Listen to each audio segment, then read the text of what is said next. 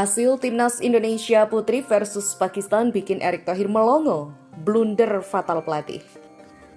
Timnas Indonesia bakal ubah profil jelang ronde 4 kualifikasi Piala Dunia 2026. Tawaran sudah diberikan, Jay Itzes bakal gabung ke tim yang belum pernah juara Liga Italia. Yuk simak selengkapnya sebagai berikut.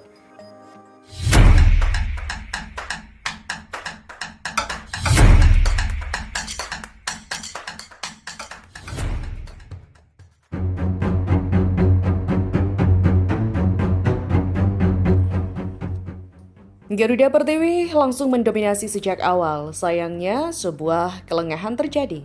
Berawal dari tusukan Nadia Khan di sisi kanan, bola umpan silangnya berbelok arah usai mengenai kaki Ghea Yumanda. Pakistan pun unggul 1-0. Indonesia tak mau tinggal diam, tembakan jarak jauh Zeva Imut di menit ke-12 sayangnya masih melebar. Dan kembali, pertahanan yang terlalu tinggi menjadi bumerang. Emily Nahon melakukan pelanggaran terhadap Maria Mahmud di kotak penalti pada menit ke-17. Suhahirani sukses menjalankan tugasnya di menit ke-18. Pakistan kini unggul 2-0. Indonesia lagi-lagi keluar menyerang, tetapi sepakan jarak jauh Vini di menit ke-23 lagi-lagi melebar dari target. Peluang bagus lagi-lagi terbuang di menit ke-24. Kali ini kombinasi Zahra dengan Seva diakhiri dengan tembakan dari jarak dekat yang melambung. Indonesia perlu tenang dalam mengeksekusi peluang, sementara upaya Vini di menit ke-25 juga belum menemui target. Lagi, tendangan jarak jauh Felicia Dezu tipis saja meleset dari gawang Zeyana Gifraj di menit ke-28. Peluang terbaik dimiliki Zahra, tetapi tendangannya membentur mistar gawang di menit ke-40. Selang semenit, sepakan Seva tepat sasaran, tetapi bisa ditepis kiper Zeyana Gifraj. Skor 0-2 bertahan hingga rehat. Di babak kedua, pelatih Satoru Mochizuki merubah taktik dan mengganti beberapa pemain. Memang permain berubah, namun lagi-lagi segudang peluang terbuang sia-sia. Hasil ini tentu sangat mengejutkan semua pihak termasuk Erick Thohir sendiri. Tim yang awalnya diprediksi mudah diatasi Timnas Indonesia malah membuat kejutan dengan menghajar Timnas Indonesia Putri dengan 2-0. Blunder pelatih Satoru Mochizuki di laga yang sangat penting ini malah memilih mencadangkan pemain penting seperti Isa Warps yang terkesan meremehkan lawan. Dengan hasil ini tentu sangat berat bagi Timnas Putri Indonesia untuk lolos Piala Asia di Australia. Karena di laga terakhir, Timnas Indonesia Putri akan menghadapi Timnas Chinese Taipei yang sebelumnya membantai Timnas Pakistan dengan skor 8-0 dan mengalahkan Kyrgyzstan dengan skor 3-0. Entah apa lagi yang akan dilakukan Erick Thohir setelah ini, naturalisasi 4 pemain ternyata belum bisa membuat Timnas Putri Indonesia lolos ke Piala Asia. Kita tunggu saja gebrakan apa lagi yang akan dilakukan Pak Erick Thohir. Mimin hanya berharap Pak Erick nggak hanya menggencarkan naturalisasi saja, namun juga menyegerakan Liga Putri. Yaps, apapun hasilnya, sebagai fans sejati kita tetap mendukung, kalah atau menang. Timnas Indonesia bersiap memperbarui profilnya di panggung internasional menjelang putaran keempat kualifikasi Piala Dunia 2026. Skuad Garuda yang kini diasuh oleh Patrick Kluivert akan segera menikmati bonus peringkat dari FIFA. Peningkatan ini didapat berkat kemenangan penting 1-0 atas Cina pada 5 Juni 2025 lalu. Meskipun sempat kalah 0-6 dari Jepang, Timnas Indonesia tetap diproyeksikan naik dari peringkat 123 menjadi 118 dunia.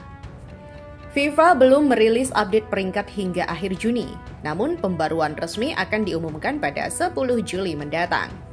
Kenaikan peringkat ini sangat berarti bagi Indonesia yang tengah menanti undian putaran keempat kualifikasi. Undian tersebut dijadwalkan digelar pada 17 Juli di Malaysia yang akan menentukan lawan-lawan Garuda selanjutnya. Indonesia akan masuk dalam pot ketiga bersama Oman, yang artinya bisa menghadapi tim-tim kuat seperti Irak, Arab Saudi, Uni Emirat Arab, atau Qatar.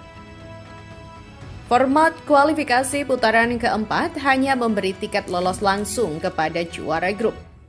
Sementara itu, Runner-up grup masih harus melewati playoff interkontinental untuk bisa ke Piala Dunia 2026.